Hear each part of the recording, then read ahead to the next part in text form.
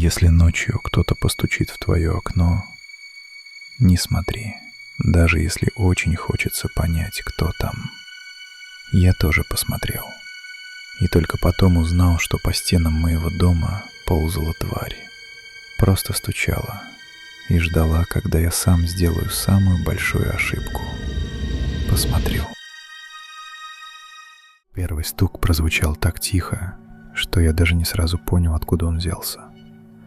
Я проснулся не рывком, как бывает от кошмара, а медленно, будто кто-то осторожно вытягивал меня из сна за нитку. В комнате было темно. На полу лежала узкая полоска света от роутера. На стене еле заметно шевелилась тень от провода зарядки. За окном висел мокрый февральский туман, плотный и неподвижный, как мутная вода. Я лежал на спине и слушал. Сначала ничего, потом снова. Тук. Ни удар, ни треск, ни ветка по стеклу. Именно стук. Один короткий, аккуратный звук, будто кто-то проверял, дома ли я. Я приподнялся на локте и посмотрел в сторону окна. Занавеска висела ровно. Подоконник был пустой, если не считать кружки с засохшим чайным налетом и стопки квитанций, которые я все собирался разобрать. Стекло темнело за тканью, и в этой темноте не было ничего необычного. Кроме того, что я жил на 4-м этаже. Окно выходило во внутренний двор. Под ним не было балкона, трубы, пожарной лестницы или козырька. Только ровная стена, старая штукатурка и пустой воздух до самой земли. Если кто-то хотел постучать ко мне в окно, ему пришлось бы либо висеть на веревке, либо летать. Я сел на край дивана и потер лицо ладонями. «Да ну», — сказал я в темноту. Голос прозвучал хрипло и чуждо. В тот вечер я вернулся домой поздно. Смена выдалась тяжелая. В офисе снова сдохла система, клиенты звонили один за другим, начальник ходил между столами с таким лицом, будто мы лично виноваты в его жизни. Я пришел, снял ботинки прямо у двери, даже ужинать не стал. Просто выпил воды, бросил телефон на тумбу и рухнул спать в одежде. Так что странный звук легко можно было списать на усталость. Дом тоже помогал в этом. Старый кирпичный, с вечными протечками, с батареями, которые то молчали, то вдруг начинали щелкать посреди ночи. По подъезду гуляли сквозняки, лифт скрипел даже тогда, когда никто им не пользовался. А сверху иногда что-то падало с таким грохотом, будто соседи разбирали шкаф кувалдой. Я почти убедил себя, что это дом. Почти. Потом стук повторился в 3-й раз. Тук. И на этот раз стекло чуть дрогнуло. Я отчетливо увидел, как занавеска на секунду натянулась к комнате, словно ее потянуло холодным дыханием. Внутри меня все сжалось. Не резко, не паникой, а каким-то тяжелым, липким предчувствием. Я встал. Пол был ледяной. Я пошел к окну босиком, стараясь ступать тихо, хотя сам понимал, насколько это нелепо. Если там кто-то есть, он уже знает, что я проснулся. Если там никого нет, то я выгляжу идиотом перед собственной мебелью. У самой занавески я остановился. За тканью было темно. Очень темно. Но мне почему-то казалось, что с той стороны кто-то тоже стоит и ждет, когда я сделаю последнее движение. Я схватил край занавески и резко дернул. За окном никого не было. Туман скрывал двор почти полностью. Фонарь у подъезда выглядел размытым оранжевым пятном. Машины внизу превратились в темные бугры. На стекле блестели капли влаги. Кривые дорожки стекали вниз, и мое отражение смотрело на меня из окна бледным, помятым лицом. Я выдохнул, и тут заметил след. Не отпечаток ладони, не пальцы, просто вертикальная полоса на внешней стороне стекла, будто по нему провели чем-то влажным и широким. Она начиналась почти у верхней рамы и уходила вниз, обрываясь на уровне моего лица. Я наклонился ближе. След был снаружи. Минуту я стоял неподвижно, пока мозг пытался подобрать объяснение. конденсат, птица, комок мокрого снега, сорвавшийся с крыши. Хотя крыша была 2 этажами выше, хотя снега на подоконнике не было, хотя звук был слишком аккуратным. Я закрыл занавеску и отошел. Спать больше не хотелось. На кухне я включил свет, налил себе воды и сел за стол. Часы на микроволновке показывали 3 часа 17 минут. Эта цифра почему-то зацепилась за взгляд. Ничего особенного, просто время. Но в тишине кухни оно выглядело как отметка, как предупреждение, оставленное специально для меня. Я просидел так до рассвета. Утром все казалось глупым. Серый свет в комнате быстро стирает ночные страхи. То, что ночью кажется знаком беды, днем превращается в пятно на стекле. Старую раму, усталые нервы. Я даже посмеялся над собой, когда собирался на работу. 4-й этаж, туман, таинственный стук. И еще немного, и начну соль по углам рассыпать. Я подошел к окну уже без страха и отдернул занавеску. След исчез. Стекло было чистым, просто мокрым от утренней сырости. На работе день потянулся серой резиной. Я отвечал на звонки, заполнял таблицы, пил растворимый кофе и все равно, время от времени, ловил себя на мысли об окне. Не о звуке даже, а о той секунде перед тем, как я дернул занавеску. О чувстве, что меня ждали. Вечером я возвращался домой пешком. После дождя двор пах мокрым бетоном и сырой землей. В лужах отражались окна дома, многие уже светились желтым. У подъезда стояла Лидия Сергеевна с 1-го этажа, наша бессменная хранительница лавочки, слухов и ключей от подвала. Обычно она встречала жильцов вопросом, почему опять не закрыли дверь, или кто оставил пакеты у мусорки. Но в этот раз она молчала. Сидела на лавке под козырьком, держа в руках термос, и смотрела на фасад. «Добрый вечер», — сказал я. Она кивнула, не сразу переведя на меня взгляд. «Вы из 4-го?» — спросила она. «Да, в угловой квартире». Я напрягся. «В средней, а что?» Лидия Сергеевна помолчала, будто решала, стоит ли продолжать. «Ночью не слышали ничего?» Я почувствовал, как по спине прошел холодок. Вроде бы простой вопрос, но задан он был слишком тихо. «Что именно?» «Стук», — сказала она. «По стеклу, по рамам, иногда по стене». Я мог соврать, хотел соврать, но в ее лице было что-то такое, что сразу отнимало желание изображать спокойствие. «Слышал», — сказал я. «1 раз». Она закрыла термос крышкой. «1 раз не бывает». «В смысле?» «Если постучали, значит заметили. Если заметили, придут еще». Я усмехнулся, но вышло неубедительно. «Кто придет?» Лидия Сергеевна подняла глаза на темные окна верхних этажей.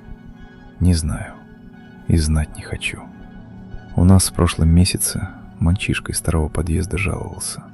Говорил, кто-то стучит ему ночью, а живет он на 5-м. Смеялись над ним. Потом он съехал к матери, а вещи до сих пор в квартире. Мать приходила, плакала, говорила, что он до нее так и не доехал. Я хотел спросить еще, но дверь подъезда хлопнула, и изнутри вышла женщина с пакетами. Лидия Сергеевна тут же замолчала, будто ничего не говорила. Только на прощание посмотрела на меня и добавила: «Сегодня занавески не трогайте, чтобы не услышали». Я поднялся к себе с неприятным ощущением, будто зашел не домой, а в место, где меня уже ждут. Квартира встретила темнотой и запахом сырой одежды. Я включил свет везде: в комнате, в коридоре, на кухне, даже в ванной. Потом нашел в ящике старый рулон малярного скотча и заклеил щель между рамой и стеной, хотя сам не понимал зачем. Если что-то могло добраться до 4-го этажа снаружи, скотч вряд ли был серьезной защитой. Перед сном я поставил телефон на тумбу и включил запись звука. Просто на всякий случай. Стук начался ровно в 3 часа 17 минут. На этот раз не один. Тук, пауза, тук, пауза. Тук-тук. Я лежал под одеялом и не двигался. Свет был включен, но от этого становилось только хуже. В комнате все было видно слишком хорошо. Шкаф, стол, ворох одежды на стуле, прямоугольник окна с занавеской. Ткань не шевелилась, но звук шел оттуда. Я вспомнил слова Лидии Сергеевны. «Занавески не трогайте». Тук. Стекло ответило тонким дрожанием. Я взял телефон и открыл камеру. Руки дрожали так, что изображение прыгало. Я направил объектив на окно и включил запись видео. На экране было пусто. Занавеска, подоконник, тень от настольной лампы. Тук. Телефон записал звук. Я увидел, как полоска аудио дернулась на экране. Значит, это не в голове. Значит, не сон. Я медленно поднялся с дивана, не сводя камеры с окна. «Кто там?» — спросил я. Вопрос вырвался сам, и сразу после него я пожалел. Стук прекратился. В квартире стало так тихо, что я услышал собственное дыхание. Потом с той стороны стекла кто-то очень медленно провел по нему ногтем. Звук был тонкий, длинный, невыносимый. Он тянулся несколько секунд, заставляя кожу на руках покрываться мурашками. Я отступил, споткнулся о провод и чуть не упал. Телефон выпал из ладони на диван. Камера продолжала снимать потолок. Я не подошел к окну. Не знаю, сколько просидел на полу, прижавшись спиной к шкафу. Может, час, может, 10 минут. Стук больше не повторялся. Только под утро, когда за окном начал сереть туман, я решился подняться. На записи было почти ничего. Первые минуты — пустая комната, занавеска, мои шаги, мой голос. Потом этот мерзкий скрежет. Затем телефон падает, изображение переворачивается, видно потолок и край окна. И в самом конце, перед тем, как запись оборвалась, занавеска слегка приподнимается снизу, будто кто-то снаружи заглянул под нее. Я показал видео Лидии Сергеевне. Она смотрела молча, сидя у себя на кухне. Квартира у нее была маленькая, заставленная старой мебелью, и пахла лекарствами, жареным луком и пылью. На стене висели иконы. Рядом с ними календарь за прошлый год, который она почему-то не снимала. Когда запись дошла до конца, она перекрестилась. «Вы ему ответили?» — сказала она. Я просто спросил. Это и есть ответ. Что мне теперь делать? Она долго молчала. Потом достала из ящика связку ключей. «Сегодня будете спать у меня, а завтра поставим камеру во дворе. У Сережи из 5-й квартиры есть регистратор. Он таксист. Попросим». Я хотел отказаться. Чувствовал себя глупо. Взрослый мужик ночует у пожилой соседки, потому что боится окна. Но потом вспомнил, как занавеска поднялась на записи, и кивнул. Сережа из 5-й квартиры оказался широкоплечим мужчиной с уставшими глазами и вечной зубочисткой во рту. Услышав нашу историю, он сначала фыркнул, потом посмотрел видео. После скрежета перестал улыбаться. «Ладно», — сказал он, — «есть у меня одна камера. Только если это ваши приколы, я вас обоих прокляну». К вечеру камера стояла во дворе, направленная на мой участок стены. Мы закрепили ее на металлической трубе у входа в подвал. Сережа протянул провод через свое окно, подключил к старому ноутбуку и оставил запись на ночь. Я снова ночевал у Лидии Сергеевны. Мы не спали. Она сидела в кресле, укрывшись пледом. Я на раскладушке возле батареи. На столе стоял ноутбук Сережи. Экран показывал фасад дома. Черные окна, мокрую стену, полосы тумана. Время в углу медленно приближалось к 3:17. «А вы давно это слышите?» — спросил я шепотом. «С осени», — ответила она. «Почему молчали? А кто поверит? Полиция, управляющая компания, они на протекающую крышу 3-й год не реагируют.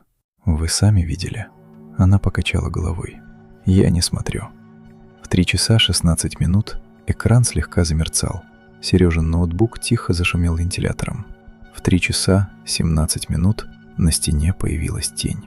Сначала я подумал, что это помеха. Темное пятно расползалось по кирпичам, слишком плоское, слишком длинное. Оно двигалось снизу вверх, но не так, как двигается человек. Скорее, как мокрая тряпка, которую невидимая рука тянет по стене.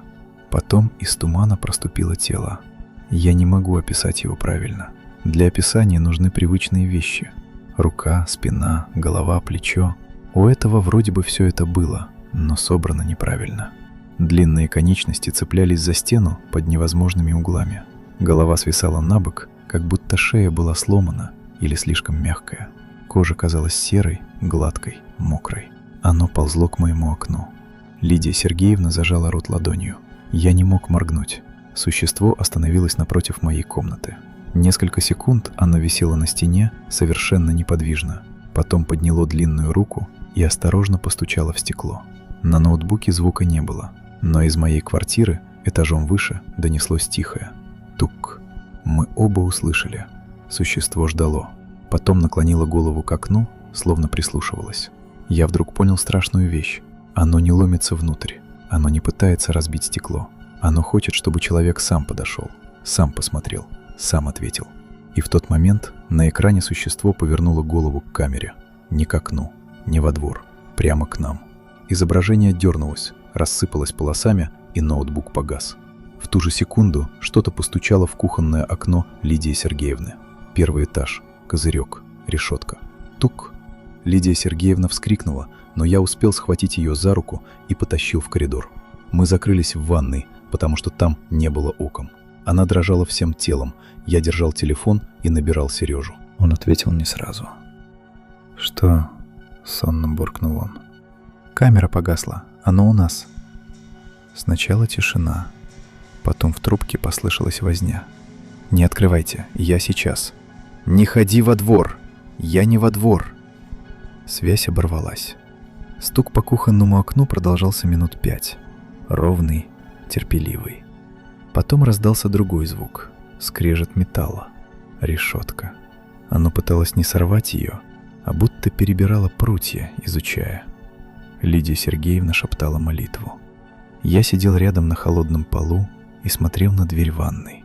В какой-то момент мне показалось, что из кухни донесся голос. Очень тихий, почти человеческий.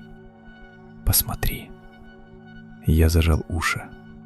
Снаружи хлопнула входная дверь подъезда. Потом тяжелые шаги. Потом голос Сережи. «Эй!» Стук прекратился. Что-то ударило по стене снаружи так сильно, что в ванной осыпалась штукатурка. Лидия Сергеевна скрикнула. Через секунду раздался грохот, будто кто-то упал на мусорные баки. Потом тишина. Мы вышли только когда Сережа начал колотить в дверь и материться. Он стоял в подъезде с фонарем и монтировкой. Лицо у него было серое. «Я его видел», — сказал он. «Где?» «На стене. Она побежала вверх. Не убежала даже. Поползло. Как будто гравитация для него просто совет». Мы поднялись к нему и посмотрели запись с камеры. Файл сохранился не полностью. Последние минуты были испорчены. Полосы, шум, черные провалы. Но несколько кадров остались. На одном видно существо у моего окна. На другом оно смотрит вниз, в объектив. Лица не разобрать. Только темный провал там, где должны быть глаза и рот. Слишком широкий для любой нормальной головы. Сережа сразу сказал: «Это надо в полицию». Лидия Сергеевна посмотрела на него устало. «И что ты им скажешь?» «Что у нас по стенам лазит какая-то дрянь. Они решат, что ты пьяный». «Я не пьяный». Тем более обидно будет. Но полицию мы все равно вызвали. Приехали двое, молодой и постарше. Выслушали нас, посмотрели на царапины у окна, на погнутую кухонную решетку Лидии Сергеевны, на запись. Молодой молчал, старший долго щурился на экран. «Монтаж?» — спросил он. Сережа вспыхнул. «Да какой монтаж? Вы что?» Полицейский вздохнул. «Заявление принять можем. Напишем: неизвестные лица повредили имущество. Про существо писать не будем. А если оно вернется, закрывайте окна». Это был весь совет. После их ухода мы сидели у Сережи до утра. Он достал из кладовки старую рацию, туристические фонари, еще 2 камеры. Лидия Сергеевна принесла из дома маленькую икону и поставила ее на стол. Никто не смеялся. На следующий день я забрал из своей квартиры документы, ноутбук и пару вещей. В комнату заходил с включенным фонарем, хотя был день.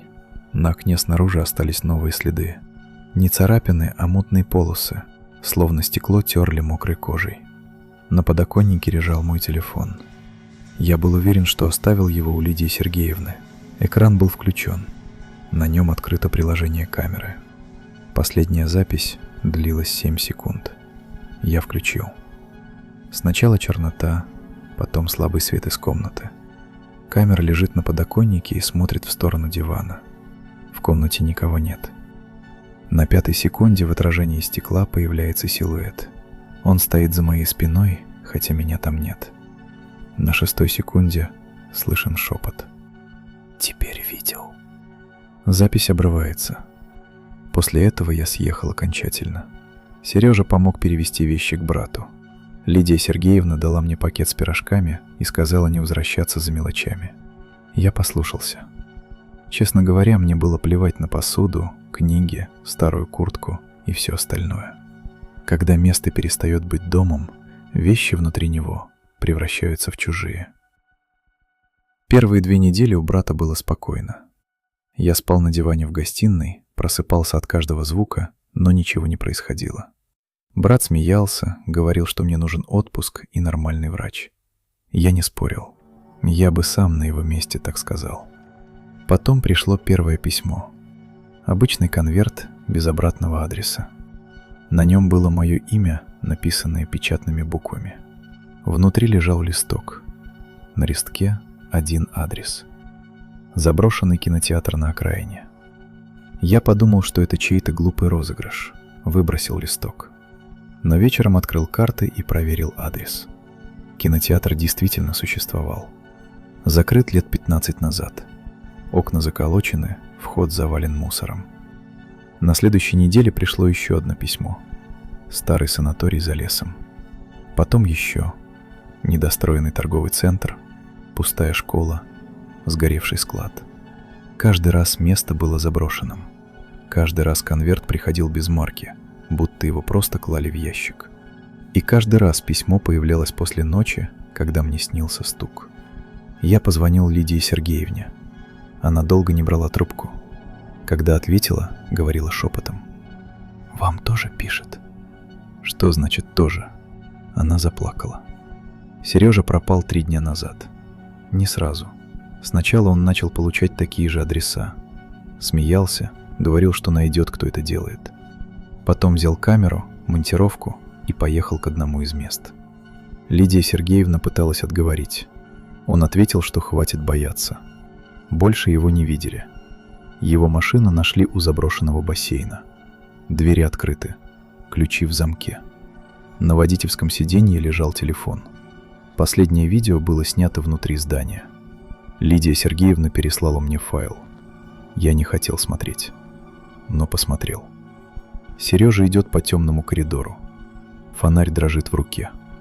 На стенах облезшая краска, на полу лужа. Он тяжело дышит и тихо ругается.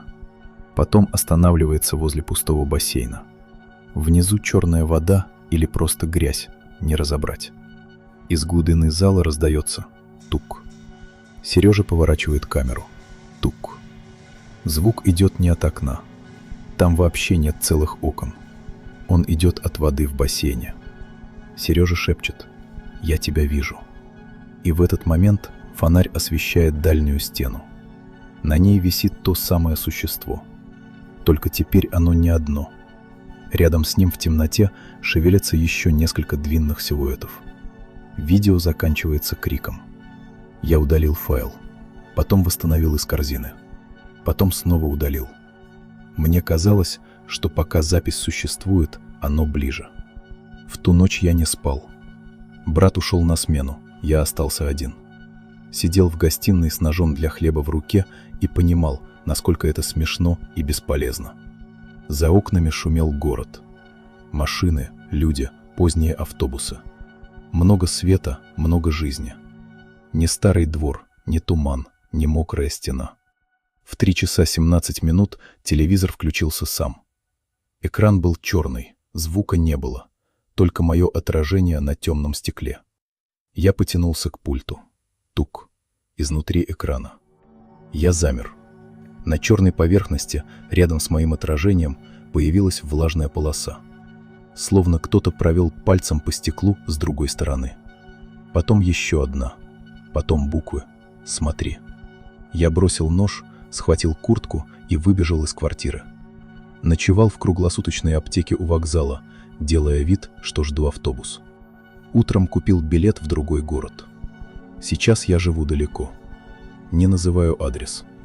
Не открываю письма без отправителя. На окнах у меня плотные жалюзи, на стенах камеры, в коридоре всегда горит свет. Я знаю, как это звучит.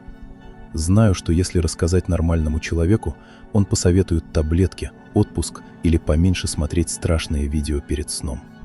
Может, я бы и сам так сказал. Но 2 недели назад мне пришло уведомление на телефон. Кто-то пытался войти в мой старый аккаунт. Место входа неизвестно. Время 3 часа 17 минут. Следом пришло письмо. Без. Я не знаю, сколько у меня осталось времени. Может, оно уже здесь. Может, сидит где-то на крыше соседнего дома и ждет, когда я ночью подойду к окну. Может, ему вообще не нужно окно. Может, стекло — это просто первый способ заставить человека посмотреть. Поэтому я записываю это сейчас. Если ты когда-нибудь проснешься от тихого стука в стекло, не проверяй.